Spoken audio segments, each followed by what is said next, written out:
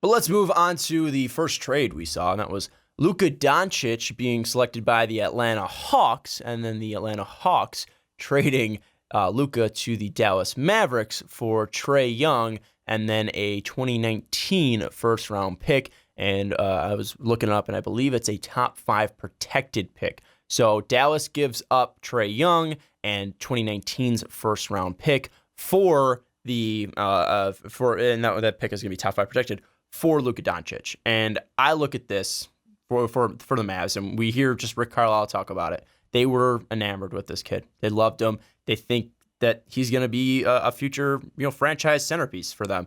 And I can't disagree with Rick Carlisle. I think he's one of the best coaches in the NBA. I think he's underrated. Top 10 coach for sure. He's a guy that took some bad Dallas Mavericks teams pretty far.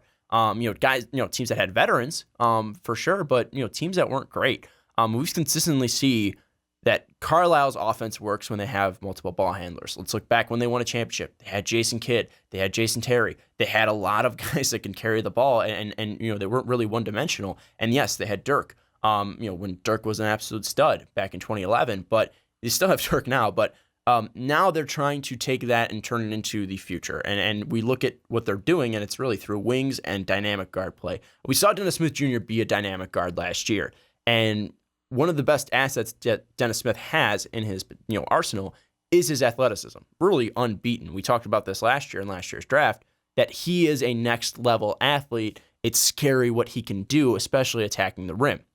And now I think you can take Dennis Smith, and this is just in certain sets, but I think you can take Dennis Smith's assets, his best assets, and work him off ball, possibly as a cutter, definitely in isolation. And if you work him in isolation and he gets trapped, he gets stuck, you're going to have the ability to dish it out to Luka Doncic, who then again can just restart the play, or if he's open for 3, can take that 3. But what I really like is, again, working Dennis Smith off of cuts, because he's quick. He's going to beat a lot of guys around screens. He's going to be able to get himself open. And then if he's able to catch the ball, let's say he's on the wing. Let's say, Luka is trying to create on the right side. He comes back towards the middle of the bucket, and they run plays where Smith cuts around near the baseline, and then comes up on that left wing. You have Dennis Smith, where a guy's coming around a screen. Dennis Smith catches the ball.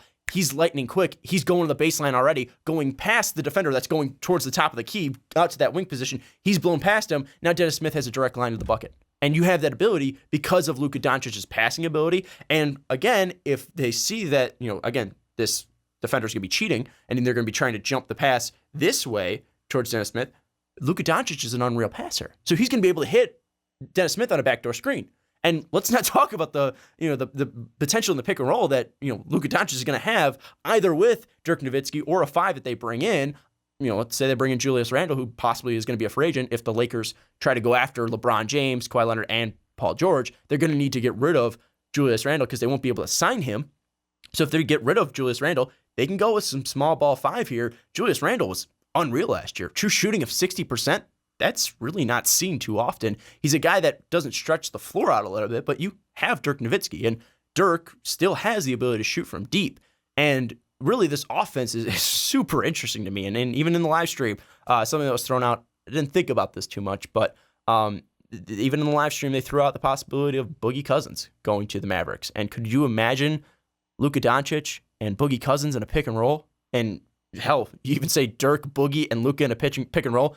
Good luck, NBA. You're not going to be able to stop it because Luka Doncic can pick apart an offense in the half court. And one massive thing, too, is in the half court, you're going to have Luka Doncic who can destroy teams in the pick and roll. Look at his ability to really pick apart a defense and his court vision, his passing abilities. He makes some bad decisions, but he's 20 years old. And the majority of his plays are NBA-level plays already as a 19-year-old. I know some people are talking about his athleticism, his defense. We'll get to that.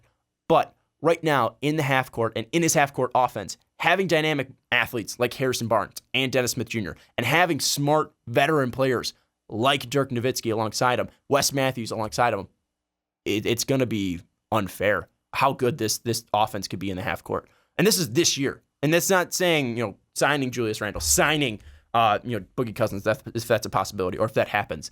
This is talking about the guys they have right now, Wes Matthews, Harrison Barnes, Dennis Smith Jr., Dirk Nowitzki.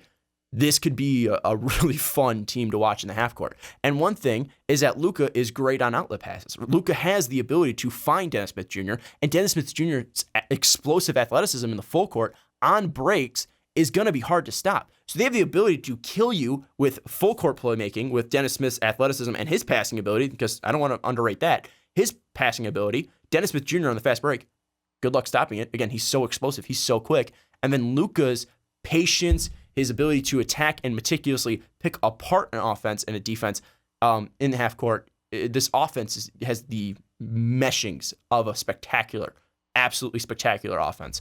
I absolutely love what Dallas did here. And some people are worried about that 2019 pick, but think about it this way. If they get someone big in free agency, and we'll even throw out DeMarcus Cousins, or not DeMarcus Cousins, I'm sorry, DeAndre Jordan. We'll throw out DeAndre Jordan. I don't think it's going to happen. I don't think Mark Cuban wants to even touch DeAndre Jordan with what happened the last time they tried to sign him. But let's just use him as an example. If they go and get DeAndre Jordan, they bring him in, you have a rim runner, the ability to now pair DeAndre Jordan and Dennis Smith in the fast break.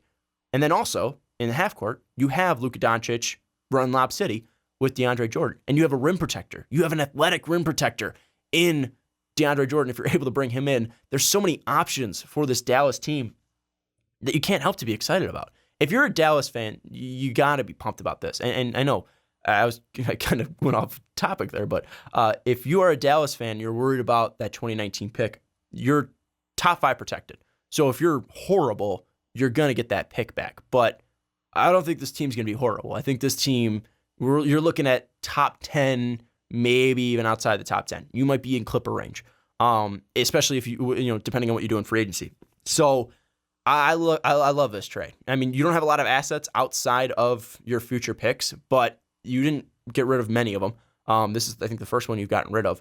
So you still have the ability, for later picks to even be moved to bring in a 5 that can be dynamic. But Luka Doncic as a player, this is his best fit. This is where he needs to be to thrive. You're with a great coach in Rick Carlisle, a guy that's worked with international players before, and you are now working alongside and a guy that, even after he's done playing, will most likely be a part of this Dallas organization, in Dirk Nowitzki, who is the greatest international player of all time. And I'm not talking about, Hakeem, who was born internationally. He came over and played college here. I'm talking about guys that were strictly international. Dirk is clearly and by far the best international player of all time, and you get to learn from him. A guy that's been here for 20 years, and you get to be able to pick his brain, work with him. A guy that was able to not only take the international basketball side and be a great basketball player, but also take that and bring it back and be an international superstar. Dirk has that ability. Dirk made that true. He was the first international superstar like that. If that's what Luka wants, you have the guy in Dirk to really mesh that, to grow that, to really culture that, and to bring that up and teach Luka Doncic how to do it. And Luka, with his playmaking, his ability to hit shots from the outside. I know some people say 31%, but again, his form isn't broken. The kid can shoot. But when you play 90 games against international professional experience, and yes, some people would say, oh, how good is their international team if a 19-year-old's the best player? It's not that the international league is bad. It's that this 19-year-old is really fucking good. This hasn't been done before. It's not like this has been, 19-year-olds are dominating this league consistently. We saw 19-year-olds dominate the NBA before. LeBron James came in and dominated. LeBron James was already a stud in the NBA his first year. So we've seen guys come in and be great, at 19 in the NBA. How good is the NBA if, these guys are dominating 19? No, the player, LeBron James, is really good. Luka Doncic can be really good overseas. I know you might be only watching YouTube highlights, but Luka Doncic is legit. Luka Doncic can be the next superstar. He was the safest pick in this draft because at worst, he is a very good ball handler with a 6'8" frame, and he's a pretty decent shooter. He might be affected by his, athleticism. Again, he's not a next level athlete like LeBron James ever was. He's not a next level athlete like Dennis Smith even is. But he is an athlete. He's a smart basketball player. And I think that's going to be the biggest thing for Dallas, because even Dirk's not a crazy good athlete. How many dunks have you seen Dirk throw down? And how many, one-footed dunks have you seen Dirk throw down? Consistently, Dirk's not that great of an athlete and hasn't really been that great of an athlete, especially when he comes in.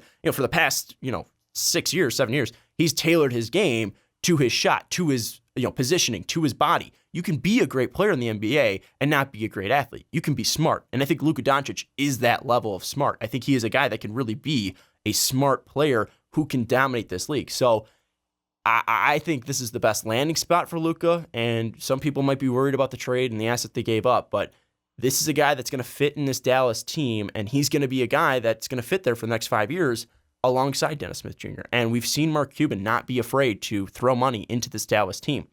He's not afraid to make a splash in free agency, but even then, this team knows how to find budget players that work on their team. Peja Stojakovic when they won an NBA championship. Jason Kidd when they won an NBA championship. Sean Marion when they won an NBA championship. Jason Terry. This team knows how to scout. This team knows how to bring in international talent. Even Rodrigo Bobois, their old point guard. JJ Barea even. They have the ability to find talent. They found Steve Nash. They made sure Steve Nash was on this team. And Steve Nash and Dirk were great. Yes, they've been on a little bit of a dip recently because players got older. Weren't able to keep those players around, and they didn't hit too much in free agency like they once were able to do, but you still have a great coach in Rick Carlisle. You have an owner who's invested into the team in Mark Cuban. You have a legend in Dirk Nowitzki who's going to be able to help Luka Doncic grow, and you have two young stars in Dennis Smith Jr. and Luka Doncic. And even then, Harrison Barnes in his own right is a good player. Now, do I think Dallas is done? No, they still need to make sure they get the next big three. I think they still need a guy that's not 40 years old being your stretch four. But if they're able to find another dynamic athlete coming out, if they're able to find a dynamic athlete and add them through free agency, this team's going to be absolutely fine. And if that player fits their timeline, whether it's a 3 or whether it's a 2 or whether it's a 4 or whether it's a 5, the player they bring in through free agency, this is a team that's going to be a playoff team consistently. And even with Dennis Smith Jr. and Luka Doncic, this is going to be a playoff team in the next couple of years. Maybe not next year. They're still probably going to be in the lottery, but maybe later lottery, maybe Nuggets lottery, Clippers, that area, Hornets. The West is going to be a bloodbath this year with the Nets, Spurs, Clippers, all these teams going up, Minnesota, all the teams that made the playoffs already. And Dallas is going to be fighting in that bloodbath. That might bring them down a little bit, but I think Luka Doncic was an absolute steal here. I think Dallas had probably the best draft just based on this pick alone because Luka is that good. And you have two guys who I think, in Dennis Smith Jr. and Luka Doncic, that are going to be starters for the majority of their NBA careers. I think they're going to have long careers if they're not affected by injuries. And you look at back-to-back drafts where the Mavericks hit. They hit on Dennis Smith Jr. at 9. They hit on Luka Doncic and traded up. And some people might be saying, well, if we look at what was available at the 5, Trae Young would probably be available there at the 5 actually probably wouldn't have been. But you're probably risking the opportunity to, let Memphis take Luka Doncic if the Hawks go with Trae Young at 3. You're missing out on that ability. But then again, you're looking at what would be there. Jaren Jackson, Mo Bamba would have been there. Mo Bamba would have been a fit, but you don't have that dynamic playmaker. And wings win rings in this NBA. Look at Kevin Durant. Look at LeBron James. Look at the last people to Kawhi Leonard. Look at the last teams to win NBA championships in the past, since 2014. All had dynamic wing play, and Kevin Durant, Kawhi Leonard, LeBron James. It's going to be a while until Luka Doncic shows that he is on that level, but I think he has that opportunity. And people, again, will bring in his defense. He's not a next-level defender like Kawhi Leonard. He's not a great defender like Kevin Durant, but he's a smart basketball player. And again, that goes a long way. He's not going to forget that, we're, tied up with, missing a free throw and then dribble it out to the sideline. Luka's going to know the score, and Luka's not going to be afraid to shoot the shot. And Luka's hit big shots before. And you ever see that kid crossover step back? It's disgusting already. He's 19 years old. He knows how to use his body. He knows how to use his positioning. He knows how to use deception. And sometimes that's better than having athleticism. We've seen guys who are athletic and not have any basketball sense at all. I mean, let's look at Hamidou Diallo. That kid's an athlete, but he doesn't know how to play basketball. That's why he went 39th overall in this draft. Luka is a decent athlete. He's nothing great, but he's a smart basketball player. He knows positioning. And there's some guys that, again, you've gone up against them when you're playing basketball, and you look at them and you're like, let's think about fat out of shape guys like Charles Barkley. I mean, Charles Barkley was a big dude or even Juwan Blair that used to be in the league. And I know Luka Doncic isn't, these guys, but, there's guys that just know how to use their body. They know how to use their smarts. They know how to play basketball. And that goes a long way, even in the NBA. Again, I don't think he's going to be, throwing up LeBron James highlights. I don't think he's anything like that. And some people, consistently like to shit on this kid. But this kid is a winner. This kid has won. And I know it's not in your precious NCAA, but I think what he's done, winning Eurobasket, winning the, every single Final Four he was able to with Real Madrid, it goes much longer than winning one NCAA championship or being bounced in the first round by Buffalo, DeAndre Ayton, or even with Marvin Bagley and Duke, not making it to the Final Four. Like, doing what Luka Doncic did, playing 90 games in the past year compared to 35 games and going up against a chair in the combine, it goes a long way because this guy's experienced. He knows how to play against professionals. He doesn't know how to play against LeBron James, but he knows how to play against professional basketball players. And he's going to be able to win most of the battles in his first year. And he's just going to get better. He's just going to grow. And he is the guy now in Dallas. He's going to be taking over for Dirk Nowitzki. And luckily, Dirk is still there to really show him the ropes and show him how to be a great basketball player. And he's got Dennis Smith to go right alongside him. He's got Harrison Barnes to go right alongside him. And this Dallas Mavericks team knows how to find talent. And I'm not going to be shocked if this Dallas Mavericks team is atop of the Western Conference in 5 years from now. If we're looking at 2023 and Luka Doncic is second in the Western Conference with Dennis Smith alongside him, I'm not going to be shocked. And I think that, we look back on this, people are going to, probably look back and say, why did Marvin Bagley go 2 and Luka Doncic was available at 3? And why did the Hawks trade away the ability to have Luka Doncic on their team? Why did they go with Trae Young? Because Luka Doncic, I think, is going to be the best player in this draft. And I'm pretty confident saying that from what he's done over his career internationally. So if you're questioning this pick as a Dallas fan, hopefully this calmed your nerves because you won outside of, if you're not, outside of the Suns, because I think they had the best draft. But that's because they had on 3 picks. You hit on 1 pick and you made a trade, you made a move that's bold, but I think it will pan out for you. And even if it doesn't, I think it's worth the risk.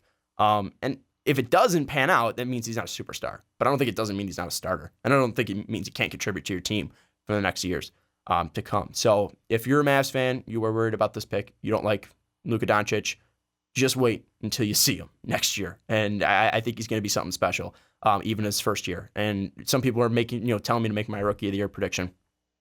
It's Luka Doncic. Ayton's going to be fantastic. I think 16-10. I think Luka has the ability to do 15, 7, 7. Look at what Ben Simmons did. I think Luka does that.